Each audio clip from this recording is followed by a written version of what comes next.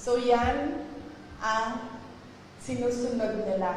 It's not without precedent ang pag-file nila ng anti-terrorism law. Yung mga sinabi ko ngayon, yun yung gusto nilang gawin. Kaya pinipilit nila na merong violation sa batas. Mag-cancel ng passport, mag-red notice, mag-amlak, mag-issue ng kaliwat kanang search warrant.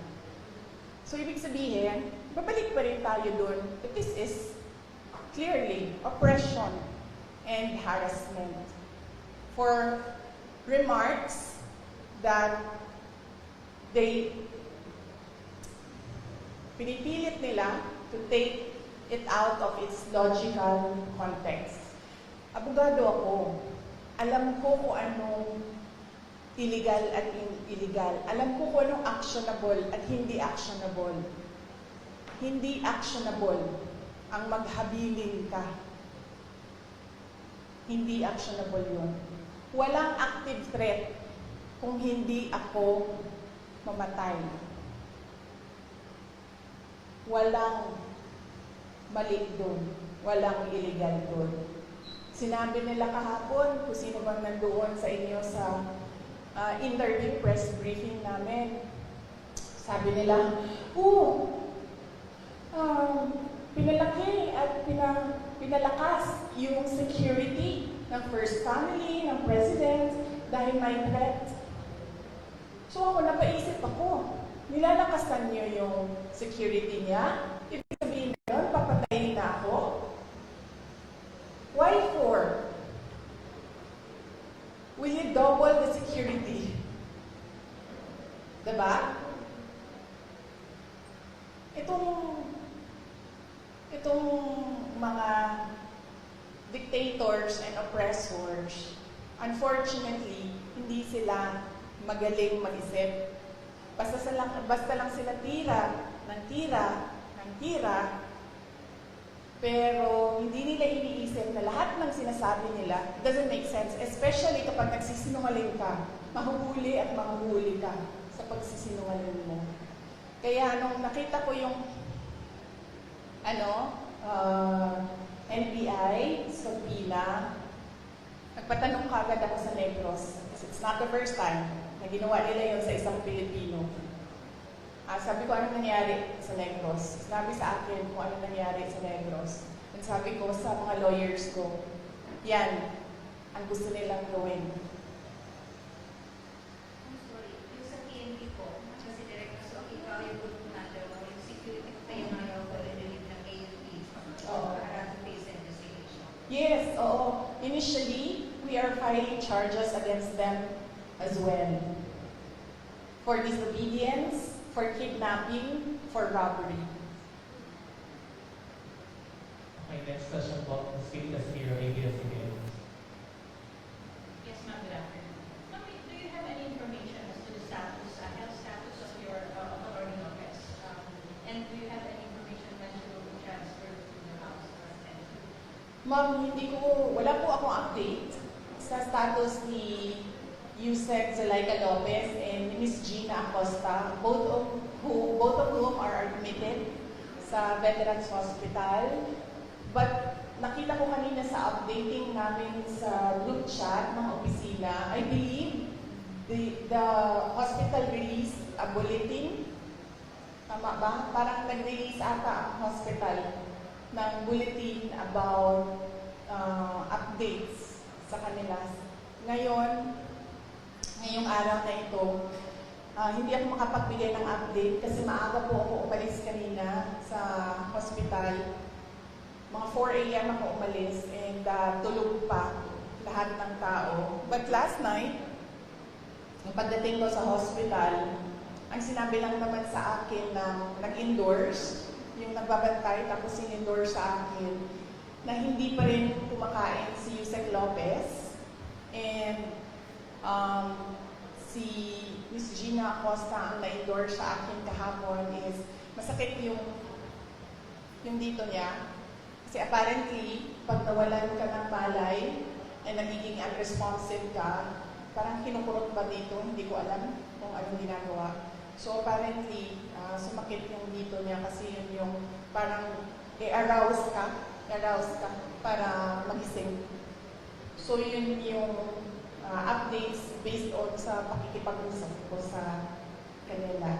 Another question po, just very quick. Do you see yourself patching things up with BBM in the future based on the happening? Well, I believe, ma'am, that we reached the point of no return. I really believe that we have reached the point of no return. And it is clear, ma'am, na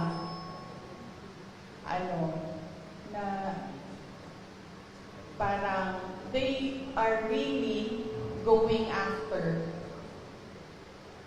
me. At gusto talaga nila akong tanggalin sa posisyon.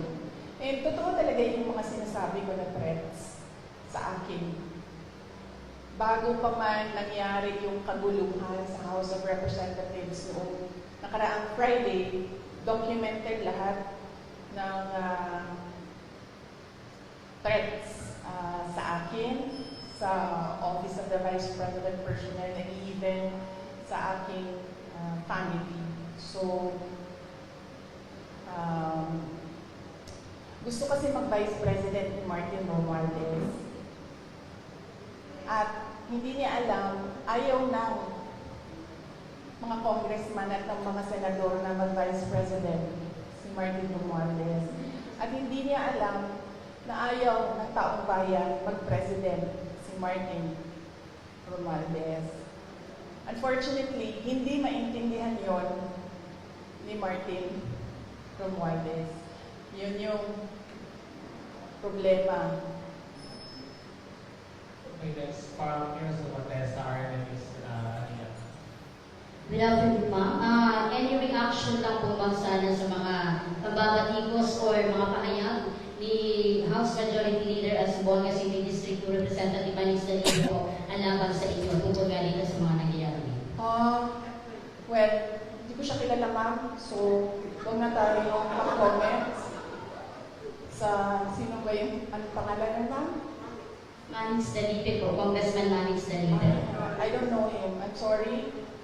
It's difficult for me to give a comment about something na hindi ko alam kung ano sinabi niya, sir. At hindi ko po siya kilala. Next, Sir Marco Polo, Brigada News po. Good afternoon, Ma'am Sarah. Maliban po doon sa lumalabas na plano ng higher house or House of Representative para impeach ka, ma'am, ano po masasabi yun? Well, they can always try na mag-impeachment. They can always, gumastos at magwaldas ng pera ng gobyerno para i-impeach ang Vice President. Kung yan ba naman ang gusto nila, magwaldas ng pera at pagtakpan ang kakulangan at pagsisinungaling ng administrasyon. Para lang hindi mapansin ng mga tao na maraming mga pangako ang napako ay babanatan nila ako. And then they can try. And then let's see. Diba? If I get impeached, then that is my end. Tapos. Okay, thank you for the answer, ma'am. And for my last part, sa local front ng Zamboanga City at Zamboanga Peninsula, maliban po sa mga tulong na binigay niyo po yung tulad ng ayuda sa medical and other, ano po yung mga future na nakalaan po para sa Zamboanga Peninsula na po dito sa Zamboanga City? Opo. Yes, sir. Thank you for the question. Nag-aantay kami ng final budget ng Office of the Vice President sa ilalim ng General Appropriations Act. Pero we are really not hopeful anymore kasi nakikita nyo naman kung gaano ka-intense yung gusto nilang pilayan ang Office of the Vice President. So, we're not hopeful.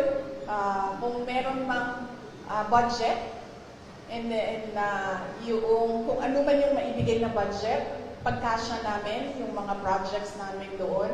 Ang mangyayari nito, kunwari man, as an example, doon meron kaming 40,000 beneficiaries a year. Siguro, we'll reduce it to 10,000 beneficiaries a year. Ganun yung mangyayari. Ida-downsize yung mga projects. That is, if kung merong pera para sa projects. Kung wala naman pong pera para sa mga projects, ang maiwan lang ay pambayad ng sweldo ng mga tao, ng mga employees ng Office of the Representatives, then dapat kayo magreklamo, taong bayan. Kasi nagsisweldo kayo ng mga tao tulad ko. May I just remind you, I have the second highest salary in the government, and yet wala akong nagawin kasi wala kaming projects. Magreklamo kayo. Bakit namin siyang bayaran ng sweldo? Wala naman siyang project. Walang gagawin niyang babae yan. Hindi magtatrabaho yan kasi walang project. Diba? So yes, dapat kayo magreklamo niyan. Magbabayad kayo sa amin. Pero hindi kami magkakapagtrabaho dahil walang proyekto, walang budget. Last two questions. One from Mr. Sean Ortiz. Yes, good afternoon po. Good afternoon po, Vice President. I am John Roberto sa pagkakaitan ko sa mga amidst all this, sa lahat na naman nangyayari, sinasabi yung harassment, yung ino-oppress kayo, and yet, nandito ka sa Zamboanga City, binisita mo yung asilan. Oo. Saan po kayo bumuhugot ng lakas as of the moment, Vice? Bakit patuloy po kayong lumalakad? Yes. Before ako pumunta dito, as you know, your former mayor in Zamboanga City, Ma'am Becky Maco is my friend, no? Exactly the same question ang tinanong niya sa akin kanina. Ako naman kasi, politiko ako. Yun din sinabi ko kay Ma'am Beng, sabi ko, ikaw politiko ka rin. Ang dami mo din pinagdaanan. Ibig sabihin, sanay kami sa ganyan ang mga politiko. So, ibig sabihin, hindi ka na nasa stress sa ganyan. Ang problema sa akin is kapag nagkulang ang tulog at gutom, yun lang talaga yung nakaka-apekto sa akin. Kaya kailangan sa akin, kapag 3 araw na yung sunod-sunod na walang tulog, bigyan mo talaga ako ng 1 araw na mabawi ko yung 3 araw na tulog. Para nare-refresh yung pag-iisip. So, kung hindi mo ako pakainin, say for 12 hours, dapat mo akong pakainin on the 13th hour, otherwise, mainit na yung ulo. So, simple lang, sir. Kailangan lang ng tamang tulog at tamang kain. Yung all the rest, wala na yan. Kaparte yan ang buhay ng isang politiko. Last one, ma'am. Reaction on the disbarment case final against you? Yes, meron akong 3 disbarment cases. If you can remember, 2011, sa Sheriff, hindi pa tapos yun hanggang ngayon. May disbarment case ako doon. Tapos meron akong disbarment. Nabasa ko lang ito sa mga, sa mga group chat. So, hindi ko lang alam kung tama. Correct me. Tapos isang disbarment case sa pagtatapon ng bangkay. Tapos isang disbarment case sa revenge from the grave. No? So, yun. 3 yung... but let me clarify kasi yung 2, I've not read or I've not received the complaint. So, hindi ko masabi kung ano talagang nakalagay doon. Binabase ko lang siya sa news reports na lumalabas. Yung isa, binase ko sa announcement ng Supreme Court, and then yung isa, binase ko sa announcement ni Larry Gadon. Thank you, sir. One last follow-up from Jimmy Seven. Grabe naman ito si Mike. Minsan lang ako dito sa Zamboanga City. Time out daw. Yes, ma'am. Para sa question of Ms. Marcos, so what's your take on that, ma'am, na halos pinagsabay-sabay ang 3, tapos meron parang pending na magpapalo po ng disbarment case against you, Larry? Oo. Well, kasama din yun, ma'am. na din yung lahat na. Sa Bisaya pa, tira bahala. Tira bahala. Kung unsay mo dikit, maoy ko anon, may mo daog, ano ba? So, babanatan natin siya, tingnan natin dito kung saan yung tatama. Anak na siya. Yesterday, yesterday you mentioned na isang threat sa inyo is yung pag-absorb ng PSG, ng PSC sa inyong PSPG. But now that they are totally, taking over the place of all yung security sa PSPG and PNP, how do you feel about it? I'd like to hold comment dyan, ma'am. Kasi napapansin ko, base lang din naman sa balita, nagbabago-bago yung sinasabi nila. Hindi ko lang alam kung nasusundan ninyo. Nagbabago-bago yung sinasabi. Sabi, wala na daw AFP, pulis na lang. Ngayon, meron na naman daw AFP, pero papalitan nila at mga pulis na sabay. So, hindi sila nagpaplano ng maayos. Kaya nagbabago-bago yung sinasabi nila.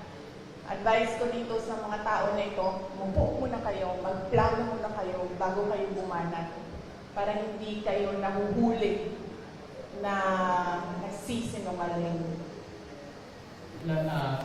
Sara Ulami po, FUBC.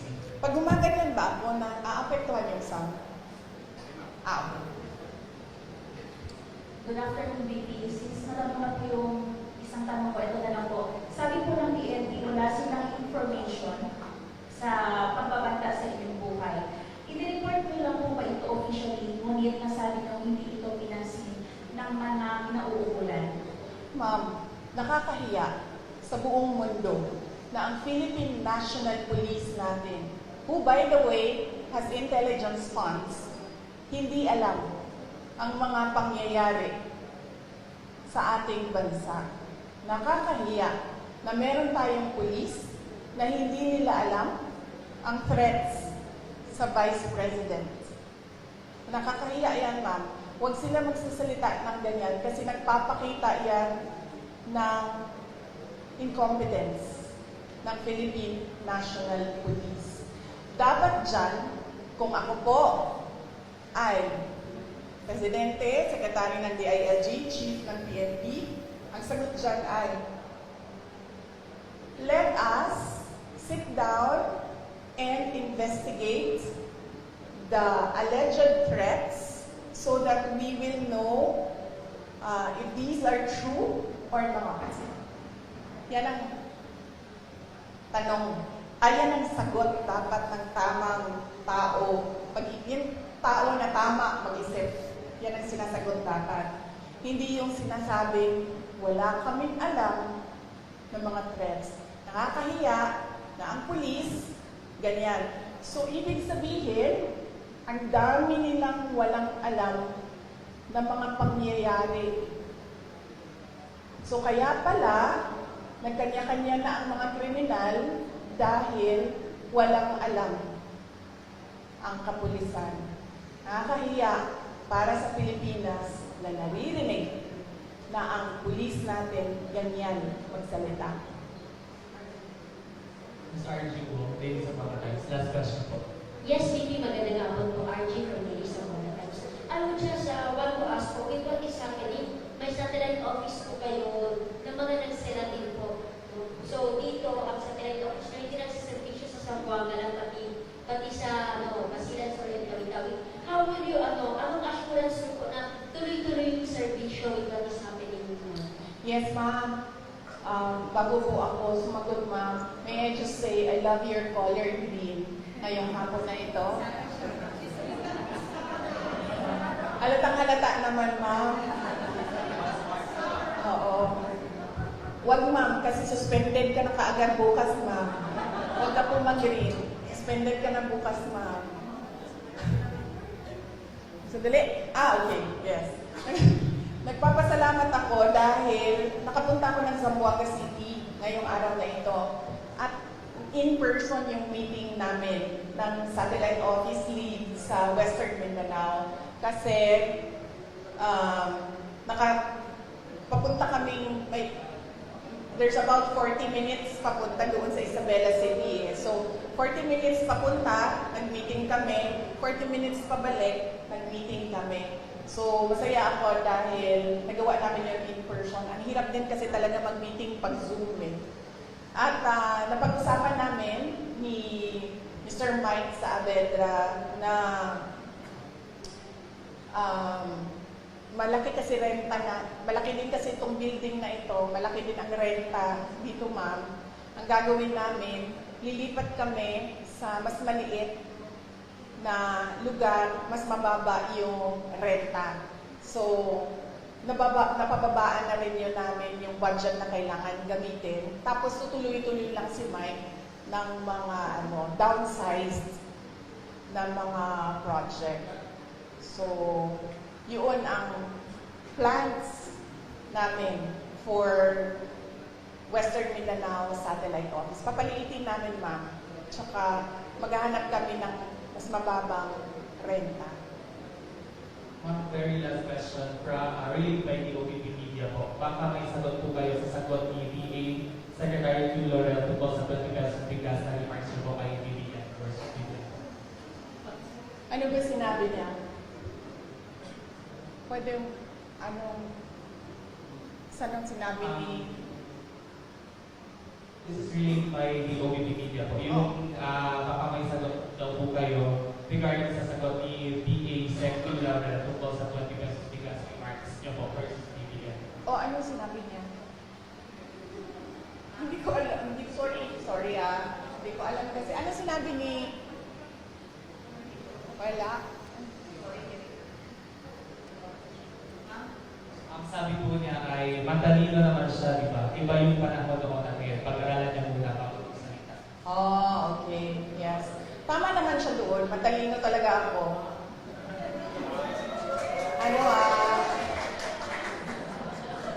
Nahiya naman ako. Hindi naman ako nagyayabang, di ba? Kasi siya naman yung nagsabi na matalino ako. So, thank you, Secretary Laurel, for saying na matalino ako. Finally, meron sa administration na nag-recognize kung gaano katalino si Inday Sara Duterte. But, ang sagot ko doon ay, kung siya yung sumagot, hindi naman siya si President Marcos. Diba? Hindi ko naman sinabihan si Secretary Laurel na, uy, nasaan na yung pangako mo na 20 pesos per kilo na rice? So, bakit siya yung sumasagot? Ang pangalan niya ba ngayon ay Bongbong Marcos? Diba? Tsaka bakit nagtatago yung presidente sa likod ni Secretary Laurel? Si Secretary Laurel ba yung nagsabi? Hindi naman, di ba? Diba? Naalala niyo ba yon? Nakita niyo ba yung video na yon? Nangangampanya pa, di ba? Oh. Di ba siya yung nagsabi? May evidence ba tayo na si Bongbong Marcos nagsabi nun? Well, si President Marcos ang nagsabi nun? No, may evidence tayo. So, hindi dapat si Secretary Laurel ang sumasagot. Hindi. And thank you for recognizing my intelligence. Alright. Pwede ito ang last. Yes. Uy, hindi okay lang kasi minsan lang naman kami magsama. I mean, Mike, parang ngayon lang tayo nagsama, di ba? Ngayong taon na ito, ngayon lang. Yes, ma'am. Gusto niyo nung bigay ng comment ko sa ako ni Noy kasi na-mention po siya. Ako? Ako ni Ninoy? Noy. Oo. Sabi niya, nananawagan siya na tigilan na raw ang kanilang pamilya, please. Ang pulong daw niya sa mga Duterte at sa mga Marcos ay parehas daw, dalawang pulo ng parehas na limaw. And so on and so forth. Yes, huwag na tayong mag-comment sa mga apo. Oo. Kasi natural sa mga anak at apo ang affinity sa mga magulang at sa grandparents. So, huwag na natin sagutin yan. Question, Joseph Sosogrado po.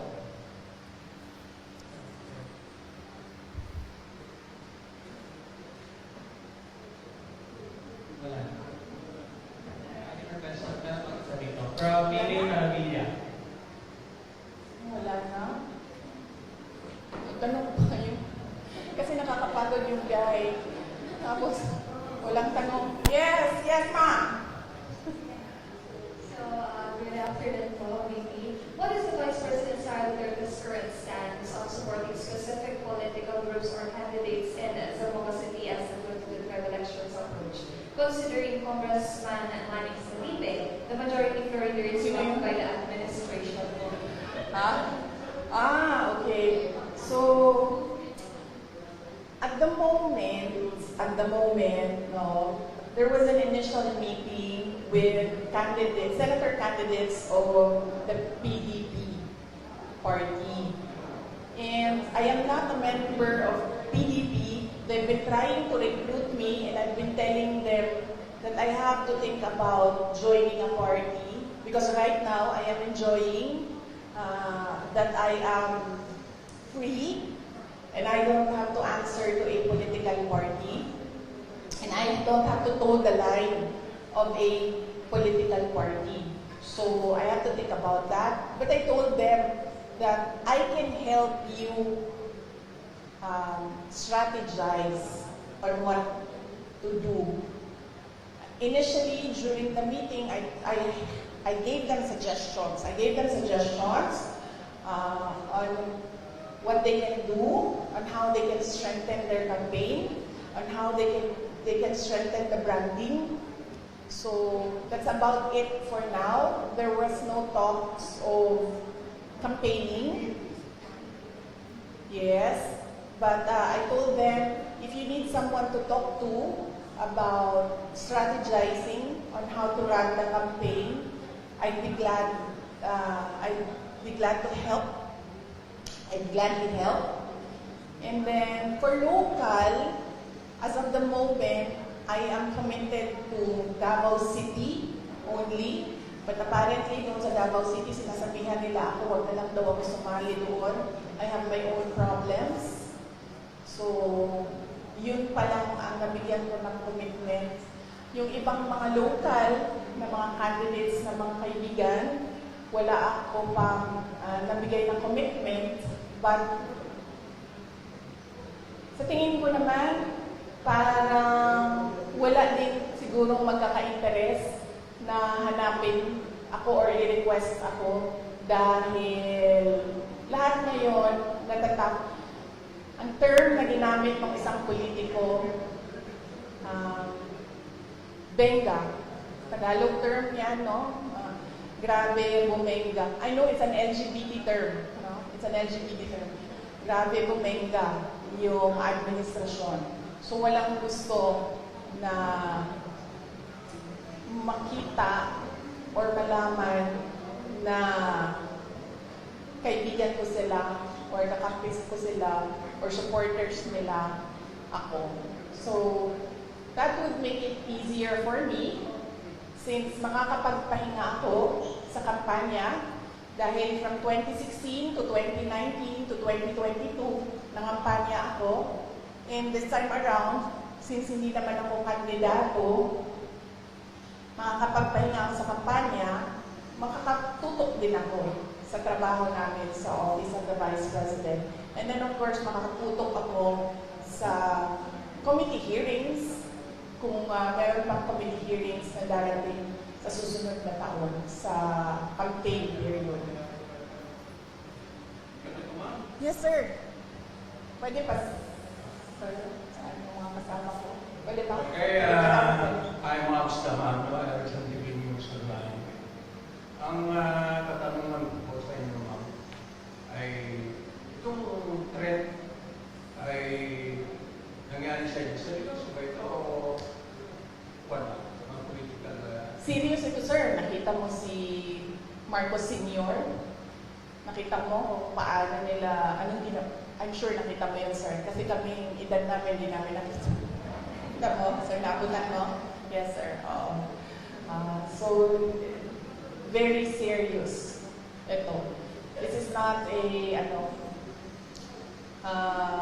parang laro-laro lang para sa kanila.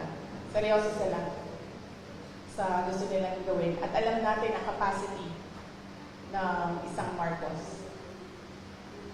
Okay, madam, tinulungan ko ang tatay ang tatay mo nung panahon niya tumakbo, and then ikaw naman, anak naman. Tinulungan niya ako. Tinulungan ko siya noong 2016. Tapos tutulungan ba niya ako sa 2028? Hindi ko alam. Dahil noong 2022, Noong 2022, wala siyang active health na ginawa. Sinabi lang niya na kaya niya yan. Na yun din ang sinasabi niya hanggang ngayon, kaya niya yan. So heartwarming, no? Pag ang magulang mo, ganyan lang yung sinasabi, kaya mo yan. Wala man lang, parang, uy, kawawa ka naman. Uy, parang anong natutulong ko? Uy, kailangan mo ba ng doktor, abogado?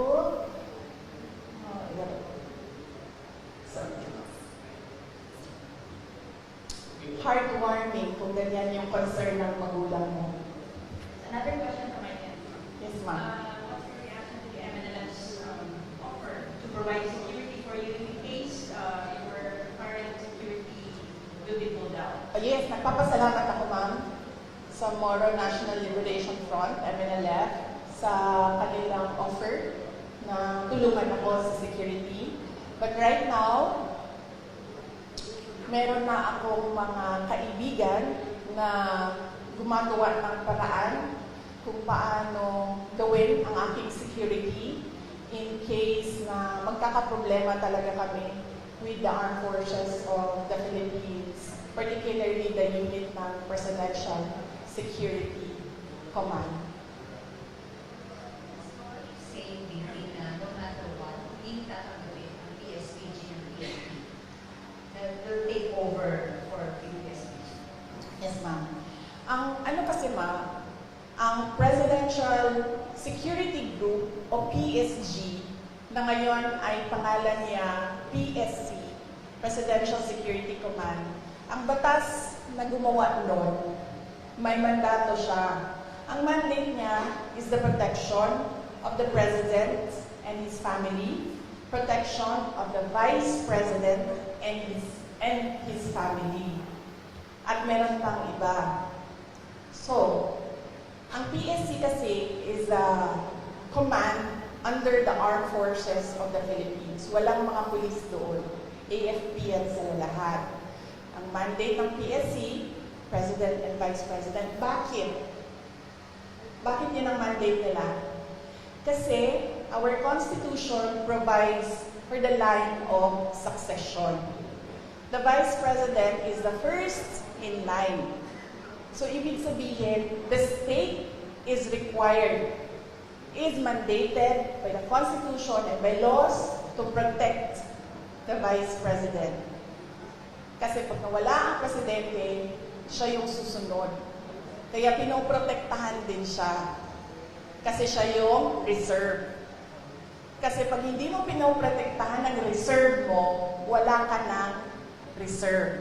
Ang gagawin yan, pipili sila doon sa mga members ng Congress. O, pabalik na naman tayo kay Martin doon. So, baka nga ganun yung gusto nilang gawin, no? Hindi na sila masusunod sa Constitution. Para na, that is something I have to think about again as well. So, yun. Yan. The PSG, now PSC, is a unit of the Armed Forces of the Philippines. Its mandate, President and family, Vice President and family. Why? Because there is a line of succession. You need to protect your reserve.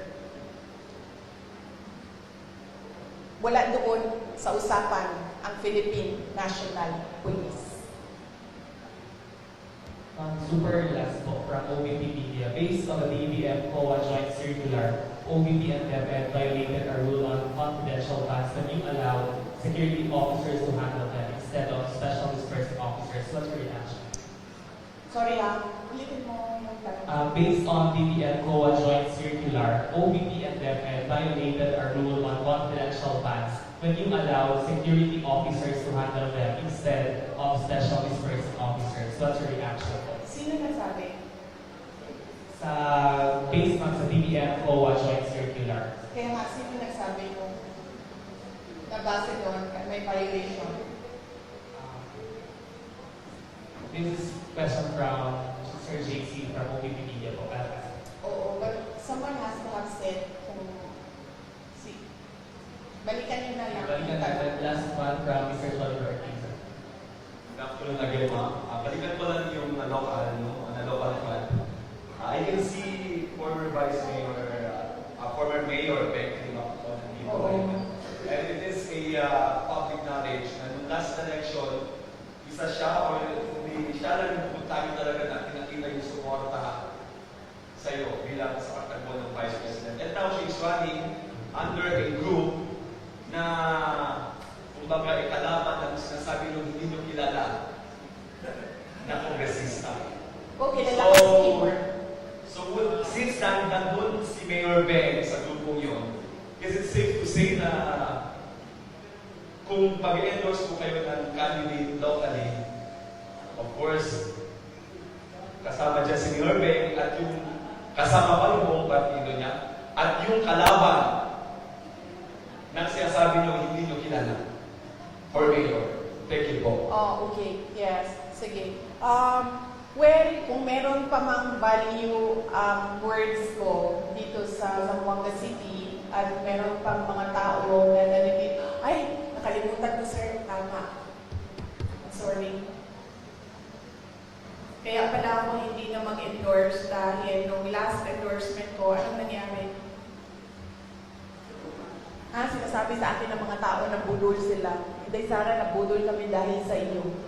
Saan man ako pumunta, yun ang sinasabi sa akin. Kaya pala ako nag-desisyon na hindi ako mag-endorse. But, let me just say that nakita niyo ang track record ni Mayor Beng Climaco noong siya ay mayor.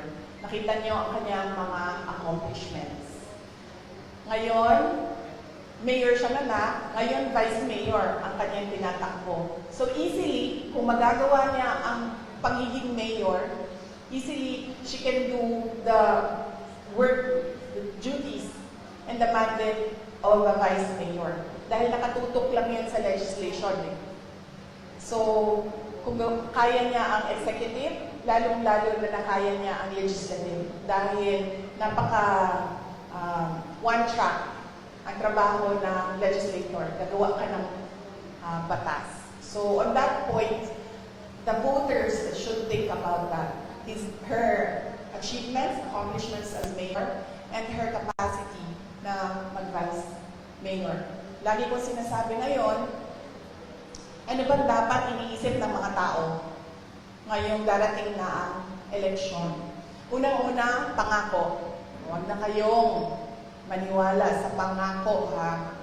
Pag sinabi ng tao, ito ang pangako ko, i-check nyo muna. Yung mga pangako ba niya noon? Tinupad niya ba? Check nyo. Ano ba yung mga pangako niya noon? Natupad ba yon? So, dapat ba namin paniwalaan yung pangako niya ngayong election na ito? Pangalawa, huwag magpadala sa vote buying. Ang vote buying ngayon, legal na, hindi na illegal. Akap, AIC, SMAIP, tupad, at kung ano-ano pang tinatawag na ayuda. Nagiging legal ang vote buying. Bakit nagiging legal ang vote buying? Dahil kontrolado siya ng mga politiko ngayon.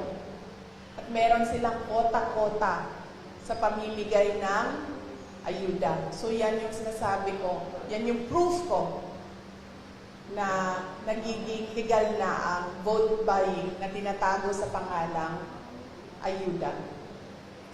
At pangatlo, hindi dahil gikan yan sa pamilya ng mga politiko tulad ko, hindi dahil galing yan sa may tatay yan na mayor, may kapatid yan na governor, may anak yan na congressman. Hindi dahil galing yan sa political dynasty ay ibig sabihin magaling ng kalibre yan. Huwag ninyong iboto ang isang tao dahil lang sa nakaapelido niya ang gusto nyong kandidato. So yan ang paalala ko ngayong darating na eleksyon. check promises, tanggapin ang ayuda kasi pera ng bayan yan, pero huwag magpadala sa vote buying. Pangatlo, huwag bumoto dahil kaapelido o dahil nasa political na pamilya yung kandidato. Bumoto kasi chinek niyo yung mga promises niya at chinek niyo yung kakayahan niya. Tulad ng sinabi ko ngayon, nakita natin ang 9 years ni Mayor Ben, ibig sabihin, alam natin na kakayanin niya ang pagiging vice mayor. Going from Sir Bons Magsumbol of Raptor pala po.